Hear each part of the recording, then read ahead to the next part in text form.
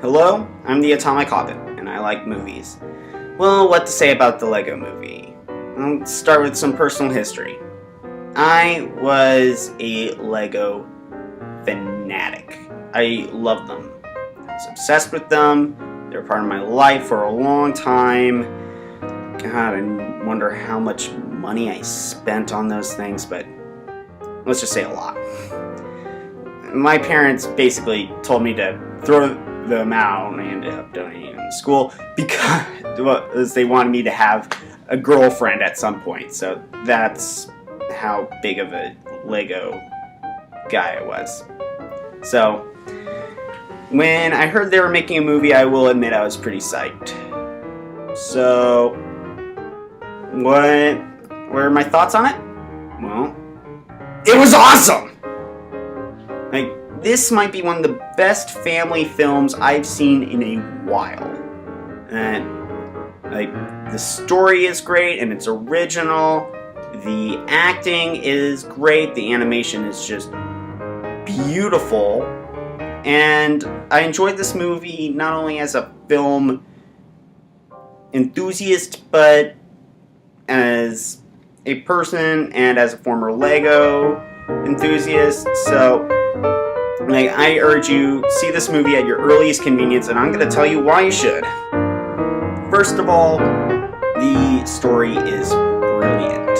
In the world of Legos, there's the evil Lord Business, who's played by Will Ferrell, and he takes control of this weapon referred to as Craggle, which is unspeakably terrifying, and it's actually pretty funny when you figure out what it is. And that he wants to go and make the spontaneous and silly world of Legos and wants to make it all perfect and regimented and all that. And it's up to Emmett, who's played by Chris Pratt, who is a normal construction worker with quite literally nothing special about him, to save the day. Now, on the surface, it appears to be your standard hero's journey, believe in yourself story, but there's a lot more. For one thing, it has probably the most kid-friendly dystopia in history. That everyone follows the instructions, they don't create anything that is, or think of anything that is their own real ideas and thoughts. And, there's a large theme in the movie about thinking outside the box. Throw away the instructions, be creative, be imaginative. And I will say, I acknowledge the fact that I'm being super vague, but the story, it shifts around and has a lot of twists that I don't want to reveal. It's got, a lot of, it's surprisingly, I don't know, spontaneous. Kind of like how the Lego world is. And, and it's enjoyable on many levels. For instance, people who have been like me, who have played with Legos way before now, in the early 2000s, and they'll see little references, old discontinued Lego lines they bring up briefly. There's this deal where non-Lego items populate this Lego world the same way that, how for some reason there's these items that just end up in the Lego bin. You don't know how they got there, but you don't remove them for some reason. And also, I will say this movie provides a lot, not only for children, but for adults. But not in the way that some movies do, where they just add adult humor. The humor that adults will get, but they're not lewd or anything like that. They're just jokes that adults will get because they're adults. And that's pretty good. And I will admit there is a lot of pop culture references, but it works in this movie because, you can't have a movie that's populated by pop culture icons and not have pop culture references. It's impossible. But this movie is unique. It's definitely not only for children. It does not go to the lowest common denominator, and it's definitely, like, from the look of it, it might be the best children's movie for a while. Seeing the trailers that I saw, those, yeah. I'm not gonna probably review those. Those look god-awful. Now, the acting is great. Aside from Chris Pratt playing his usual lovable doofus like he is in Parks and Recreation, and Will Ferrell is great as a villain. You also have Morgan Freeman as the wise sorcerer, Liam Neeson playing a bipolar head of the super secret police, which is pretty funny, and Will Arnett as Batman. And allow me to say that I really wish Zack Snyder or whoever's doing that Superman versus Batman, they really should have cast Will Arnett for Batman, not Ben Affleck, because Will Arnett's great. Not only that, but also you have a whole lot of cameos that are not like, I'm a cameo. A lot of them are like, wow, they actually did it. Like Jonah Hill, Channing Tatum, Anthony Daniels, Billy Dee Williams.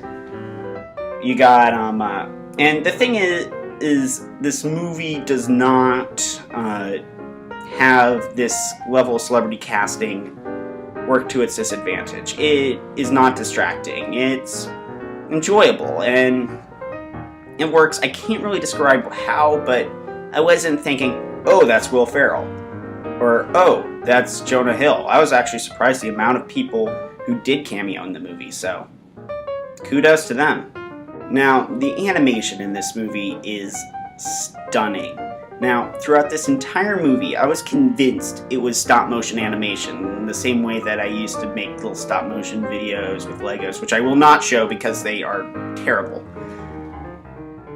And, like, it really looked like super good stop-motion, but really it was CGI. I could not tell the difference. That's how good the animation is, first off. And like the Legos, they move the way that Lego minifigures can move. They don't, it isn't like the Lego video games where they're all like, and when Legos are more like, brr. No, they keep with that sort of arm motions and still make it work. I really could not tell that they didn't use real Lego bricks. And also, just like the whole world of the Legos is bricks, and it's great that like not only it's just like, you know, the clouds made out of bricks and whatnot, but also just like water. You have the explosions, fire, all these like really complex things that you'd think, oh, they just use, you know, regular. But no, they use bricks, and it looks really good. And once again, it made me convinced it was stop motion animation.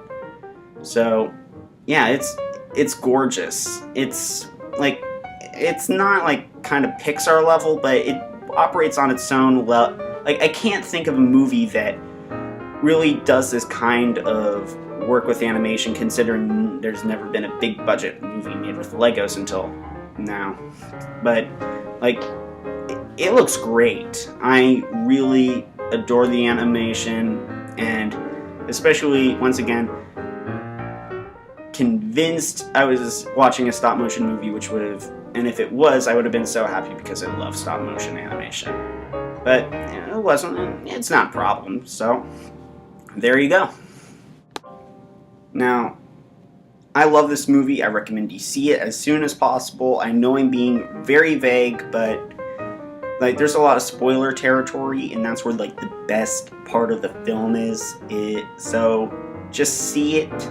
Like, it's got things that are missing a lot in children's films, or at least I feel is missing, or not being used enough. There are less original stories now, or ones with celebrity casting that's not distracting, or creative animation, but the Lego Movie has those aspects. It's got a fun story that really throws you for some loops. It's got like celebrity casting which is not distracting, and it's got some really beautiful animation. And I know they're making a sequel. They made definitely enough money, but still, you should see it. Heck, it's a movie that I'd recommend buying. Like, It's brilliant. So yeah, see it as soon as you can. Thanks for watching this video. If you want to see more, please subscribe, and if you don't, too bad, I'm making more. If you want me to review a specific movie, please put it in the comments below. I might get to them, I might not. It all depends. So, anyway, I'm the Atomic Hobbit, and I am out of here.